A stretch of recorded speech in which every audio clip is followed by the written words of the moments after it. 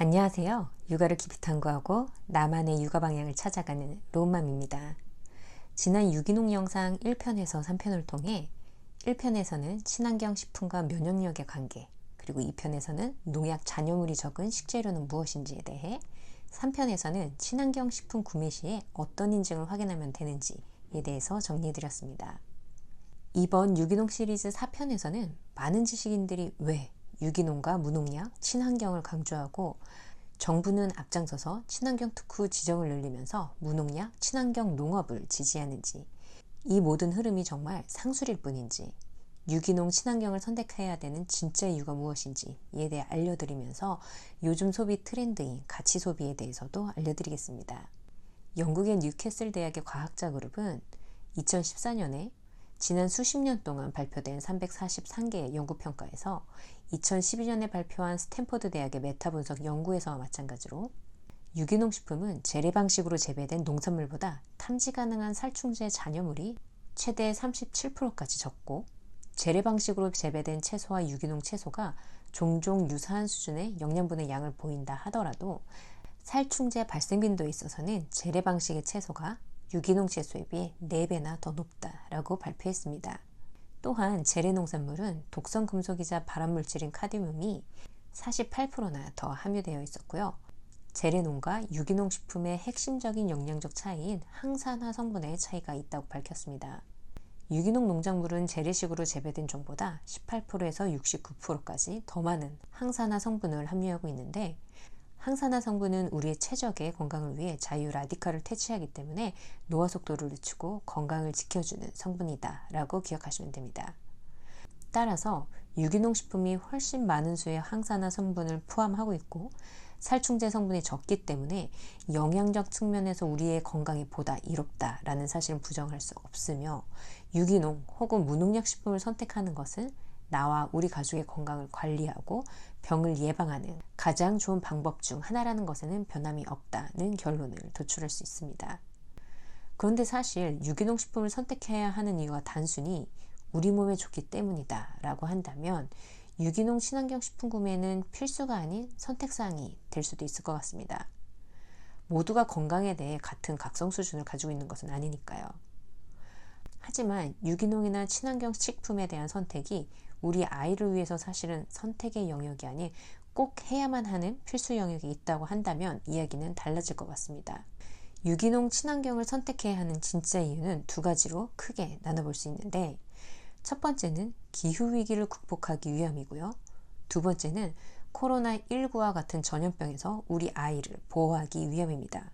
이 이유들이 지금 바로 구독자분들께는 와닿지 않을 것 같기 때문에 이 두 가지 이유가 우리 일상과 어떻게 착 붙어 있는지에 대해서 또 설명을 드릴게요. 이해를 돕기 위해 요즘 트렌드인 가치 소비란 무엇인지 설명하면서 이야기 풀어나가 보겠습니다. 코로나19가 장기화된 이후 드디어 우리는 환경과 윤리를 고려하는 가치 소비에 대한 인식이 생겼습니다. 그리고 유기농을 비롯한 지속가능 식품의 소비를 늘려야겠다라는 인식이 생기기 시작했죠. 세계적으로, 그리고 이젠 국내에서도 트렌드가 되고 있는 가치 소비의 개념은요, 향후 우리 아이의 제대로 된 경제관념을 위해서도 우리가 꼭 알아야 하는 개념인데요. 타일러 라시의 두 번째 지구는 없다에 나온 예를 인용해서 이야기하겠습니다. 직장인들이 점심시간에 커피를 마신다고 해볼게요. 카페에서 더블샷 바닐라 라떼를 주문을 하고 5,500원을 지불을 하고요. 동료들과 재미있게 수다를 떨다가 사무실로 돌아갔습니다. 자, 그럼 여기서 더블샷 바닐라 라떼의 진짜 가격은 얼마일까요? 5,500원? 그렇다면 이 커피 한 잔의 비용 편익도 똑같을까요? 커피 한 잔으로 얻은 것과 잃은 것은 또 뭘까요? 단순히 생각하면 얻은 것은 당과 카페인이 충전된 것, 일회용 컵을 써서 편히 마실 수 있었던 것, 잃은 것을 생각해보면 지갑에서 나간 5,500원 정도겠죠. 하지만 조금 더 생각을 해보면 카페인 섭취 덕분에 업무 효율이 올라간 것, 커피를 마시고 수다를 떨면서 집단적 소속감이 올라간 것, 그리고 나는 그냥 아메리카노가 아닌 다른 메뉴를 주문할 수 있는 사람이다 라는 경제적 자신감이 충전된 것, 장기적으로는 업무를 쌓고 승진하는 데 필요한 에너지를 매일 조금씩 얻어가고 있다는 것 등 가격에 반영되지 않는 혜택이 있을 거라 볼 수 있고요. 반면에 가격에 반영되지는 않았지만 잃은 것도 있을 텐데, 우리가 무엇을 통제하고 제어하지 못했는지에 대해 생각해보면 이에 대한 답은 나옵니다. 더블샷 바닐라 라떼에 들어간 설탕이 건강에 미칠 악영향, 먼 훗날 늘어날 의료비용, 아메리카노를 시켰다면 아낄 수 있었던 1,000원의 경제적 여력, 직장 동료와 쉴 틈 없이 이야기를 하면서 포기한 개인의 쉬는 시간, 카페인으로 증가한 코르티솔 분비와 탈수 등이 있을 수 있습니다. 이렇듯 가격에는 반영되어 있지 않은 이익과 손해가 많은데 우리는 계산이 어려운 이런 것들을 전부 경제적 외부성이라는 라벨을 붙입니다. 그리고 경제적 외부성을 가격에 넣지 않는 실제적인 가격을 무시하는 경제관을 가지고 있기도 하고요. 경제적 외부성을 고려하지 않는 우리의 이런 경제관을 일부 전문가들은 구식의 경제관이다 라고 지적을 하는데, 이전에는 몰라서 계산에 넣지 못했다면 이제는 알 수 있고 계산할 수 있어도 귀찮아서 안 하고 있다 라고 말해도 과언이 아니라는 거죠. 두 번째 지구는 없다. 이 책에서는 경제활동의 외부 효과, 경제의 외부성을 전혀 고려하지 않는 것, 그래서 어떤 행동이 유발하는 환경 오염과 그것을 회복하는 데 드는 시간과 비용을 염두에 두지 않는 것이 현재 환경 문제의 핵심이다 라고 이야기합니다. 현재 우리가 지불하는 가격에는 값이 제대로 반영되어 있지 않기 때문에 현재의 틀린 가격이 우리 아이들에게 기후위기와 세계적인 식량난, 전염병의 확산 등의 비싼 값으로 돌아오고 있다는 이야기입니다. 우리가 만약 기후위기가 몰고 올 어마어마한 경제적 손실을 생각을 한다면 현재 우리의 경제관과 소비 패턴이 바뀌어야 되는데요. 그 출발점이 가장 저렴한 것이 아니라 가장 좋은 것을 구매하는 습관을 가지는 것이라는 겁니다. 유기농 혹은 친환경이 아닌 식품을 소비하면서 그 식품으로 인한 건강과 환경이라는 비용을 계산하지 않으면 나중에는 더 비싼 비용을 치러야 하는 것은 이미 많은 연구를 통해 밝혀져 있기 때문입니다. 우리는 지난 1년 동안에도 긴 장마와 잦은 태풍, 따뜻한 겨울과 긴 여름을 보내면서 일상에서도 기후위기를 경험해 왔는데요. 세계경제포럼에서는 기후위기의 주요 원인을 현재의 식량 생산 시스템과 소비 패턴이라고 지목했습니다. 무분별한 대량 생산을 통해 값싸고 간편하게 먹겠다는 인류의 목표가 환경을 오염시켜 기후위기를 가속화했다는 것입니다. 만약 우리가 제대로 된 경제관을 베이스로 가치 소비를 습관화한다면 친환경 식품을 선택하는 비중이 늘어날 것이고요. 그 소비 패턴은 결국은 친환경 농업을 지지하게 되는데, 친환경 농업을 지지하는 가치 소비는 알고 보면 기후위기를 막는 가장 좋은 대안 중 하나이다 라는 이야기입니다. 친환경적으로 농업을 하면 화학비료나 농약을 뿌리지 않기 때문에 토양 또한 보호할 수 있는데요. 기후위기에서 토양은 정말 중요한 역할을 합니다. 세계자연기금은 지구생명보고서 2020에서 토양이 지구상에서 가장 큰 생물다양성 저장고 중 하나이며 토양 내 생물 다양성이 없어지면 육상의 생태계는 붕괴될 것이다 라고 했습니다. 이보다 앞선 2018년 국제기후변화협의회 총회에서는 유기농 토양이 이산화탄소를 효과적으로 흡수해서 대기권 온실가스를 최대 40%까지 감축할 수 있다는 연구를 바탕으로 기후위기 대처법으로 유기농업의 중요성을 강조한 바 있고요.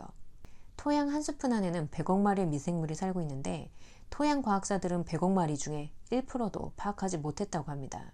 우리는 아직도 토양의 100억 마리 미생물이 우리가 먹는 작물에 미치는 알고리즘을 전혀 파악하지 못하고 있는데, 이 상황에서 우리가 지금처럼 눈앞에 이익을 바라보고 화학물질을 쏟아부어서 우리의 몸을 망치는 값싼 농산물을 만드는 것을 두려워하지 않는다면 토양은 농약으로 인해 계속해서 빠르게 죽어갈 수밖에 없습니다.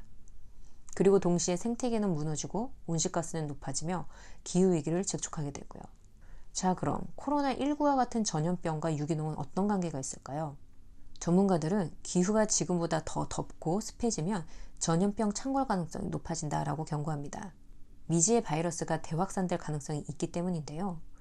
정용순 고려대기 환경연구소 소장은 대기가 따뜻해질수록 세균과 바이러스가 빠르게 증식하고 종류가 많아진다라고 말을 하면서 동시에 지구온난화로 인한 기후위기는 전염병이 더 자주 발생하는 원인이 된다라고 지적했습니다. 세계보건기구는 지구의 평균 기온이 1도 올라갈 때마다 전염병이 4.7% 늘어난다고 분석을 했고요. 또한 코로나뿐 아니라 전혀 예상치 못했던 신종 전염병이 퍼질 가능성도 제기했습니다. 예를 들어 400만 년 전 생성된 북극 빙하에는 수백만 년 동안 공기 중에 퍼진 적이 없는 질병이 갇혀 있는데요. 지구온난화로 빙하가 녹으면 빙하 속에 있는 이런 미생물과 박테리아들이 언제 공기 중으로 퍼지게 될지 모르고, 실제로 2016년 러시아 시베리아에서 영구 동토층이 녹으면서 74년 전 탄저병으로 죽은 순록이 노출이 되어서 이로 인해 약 2,300마리의 순록이 떼죽음을 당했고요. 소년 1명이 사망했다고 합니다. 또한 알래스카에서는 1918년 발생했던 스페인 독감 바이러스의 흔적이 발견되기도 했는데, 과학자들은 시베리아 빙하 속에 천연두와 선페스트균 등 수많은 바이러스가 갇혀 있을 것으로 추정하고 있습니다. 지구온난화는 앞으로 코로나19와 같은 인수공통 감염병, 사람과 동물 사이에 상호 전파되는 전염병을 빠르게 증가시킬 것으로 전문가들은 입을 모아 이야기하고 있습니다. 기후변화로 서식지를 잃은 야생동물이 인간이 사는 곳으로 침입을 하면서 야생동물에서 비롯된 감염병에 사람이 노출되는 확률이 높아지기 때문입니다. 실제로 기후변화에 관한 정부 간 협의체는 지난 2007년부터 지구온난화로 인해 곤충, 설치류 등에서 비롯된 감염병이 확산할 가능성을 경고해왔습니다. WHO에 따르면 최근 20년간 사람에게 발생한 신종 전염병 중 60%가 코로나와 같은 인수공통 감염병이고, 이 가운데 75%가 야생동물로부터 유래됐다고 합니다. 2002년 박쥐했던 바이러스가 사향고양이로 옮겨진 뒤 다시 사람에게 전파됐던 사스, 2009년 돼지독감으로 불렸던 신종플루, 2014년 박쥐에서 전염된 에볼라 바이러스, 2016년 모기에게서 발생한 지카 바이러스, 이 모든 신종 전염병이 모두 인수공통 감염병이고요. 코로나19도 대표적인 인수공통 감염병으로 분류되었습니다. 기후위기에 제대로 대처하지 못하면 자연계의 변화가 인간의 생명을 위협하는 자연의 역습, 더 심각한 팬데믹에 직면할 수밖에 없다고 전문가들은 이미 오래전부터 경고를 했는데, 우리는 이 목소리에 귀를 기울이지 않았던 거죠. 농림축산식품부 자료 발표에 의하면 우리나라는 식량 자급률이 50%도 안 될 정도로 자급률이 낮은데, 만약 또다시 세계적인 팬데믹으로 세계 식량 위기가 발생하는 경우에는 우리나라는 큰 위협을 받을 수 있다라고 합니다. 그래서 한국 정부는 친환경 농법을 통해 미래에도 지속가능한 농업을 실천하기 위해 식량 안보 강화 예산을 확대를 하면서 친환경 농업 특구를 늘려왔고요. 우리의 다음 세대가 살아갈 미래 식량 문제나 기후위기를 극복하기 위해서 친환경 무농약 농업을 지원하고 있는 것이죠. 그렇기 때문에 엄마 아빠가 된 우리가 아이의 건강을 위해서 친환경 식품을 구매하는 것이 별로 중요하지 않다라고 하는 것은 매우 근시안적이고 위험한 생각이라고 볼 수 있습니다. 인식의 전환이 매우 필요한 때인 것 같습니다. 다행스러운 것은 코로나19 사태 이후 친환경 식품에 대한 가치 소비 트렌드가 소비자에게도 퍼지고 있다는 점입니다. 한국농촌경제연구원 조사에 따르면 코로나 사태 이전보다 친환경 농산물의 구매량이 늘었다고 답한 소비자의 비중이 20% 이상이 되었다고 합니다. 로운맘은 사실은 환경과 윤리를 생각하는 가치 소비, 로운맘 피셜 이로운 소비가 정말 우리 아이가 살아갈 미래를 더 나은 곳으로 만들어준 역할을 한다라고 생각하기 때문입니다. 인간은 오랜 시간에 걸쳐 자연 생태계를 파괴하고 도시와 농경지를 넓혀왔습니다. 부담 없이 쉽게 농약을 치면 땅은 피폐해지고 피해는 고스란히 우리 아이들에게 돌아가는데, 우리는 그 피해가 얼마나 크고 얼마나 직접적으로 우리 아이들에게 영향이 있는지를 생각하고 싶지 않은 것 같습니다. 엄마 아빠분들이 이 영상을 통해서 우리 아이를 위해 우리가 소비 방향을 꼭 바꿔야 하는구나를 느끼고 기후위기와 코로나19와 같은 인수공통 감염병에 대한 경각심을 가질 수 있게 되신다면 로운맘 팀은 오늘의 영상을 만들기 위해 한 모든 노력이 값지게 느껴질 것 같습니다. 그럼 오늘도 건강하고 행복한 태교, 즐거운 육아 되시기 바랍니다.